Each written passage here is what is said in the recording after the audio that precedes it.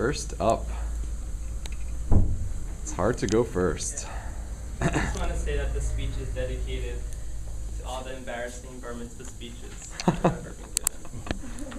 So, before we begin, I just want to thank all the friends and family that have traveled far to be here today. I'm very proud to be celebrating with you, all of you here, Moshe's bar mitzvah, the day he becomes a man. It was only a short 13 years ago when Moshe was born on a rainy Sunday afternoon. You were 6 weeks early, an extremely tiny baby, weighing in at only 5.5 pounds. It was hard to picture you then, turning into the man that you are today.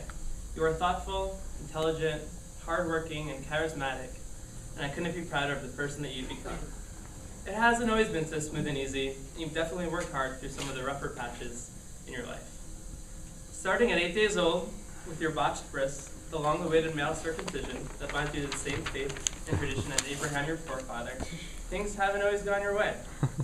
I remember when you started first grade, and we would get calls home from your teacher saying that you had an accident in your pants.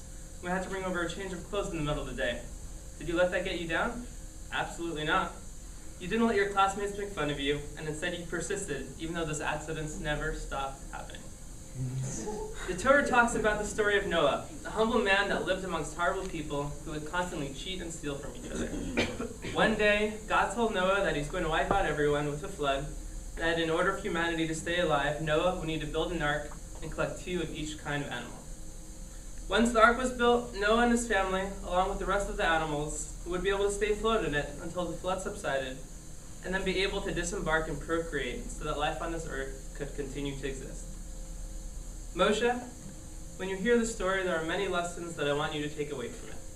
But most importantly, it's for you to keep in mind that although procreation is an important part of our continued existence as a Jewish nation, and although you are now considered a man, under no circumstance should you be having premarital relations. Now I know that you've had a little bit of a crush on Rachel for the last couple of months, but remember, it is completely forbidden according to Torah law. And although your hormones may be telling you one thing, remember that the Torah is telling you something else. Moshe, you're a great older brother to the rest of your siblings and a true role model.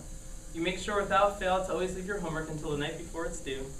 And when it comes time to wash your dishes, you're always conveniently in the middle of writing an essay that can't wait another minute. But seriously, you earn your good grades with all of your hard work you spend studying, and your passion for English is truly to be admired. Though we all know that being an English teacher won't exactly pay your bills. As any good Jewish parent understands, their child should be able to make their own decision as to what they want to spend their professional lives doing. And I want to reiterate, Moshe, that it is totally up to you to decide whether you want to be a doctor or a lawyer. Whichever one you pick, your mother and I support, and can't wait for you to take care of us in our retirement. Moshe, this is the beginning of the rest of your life, and I know that without a doubt you will succeed in whatever you put your mind to. Your mom and I love you very much, and will always be there for you no matter what happens. Mazel tov.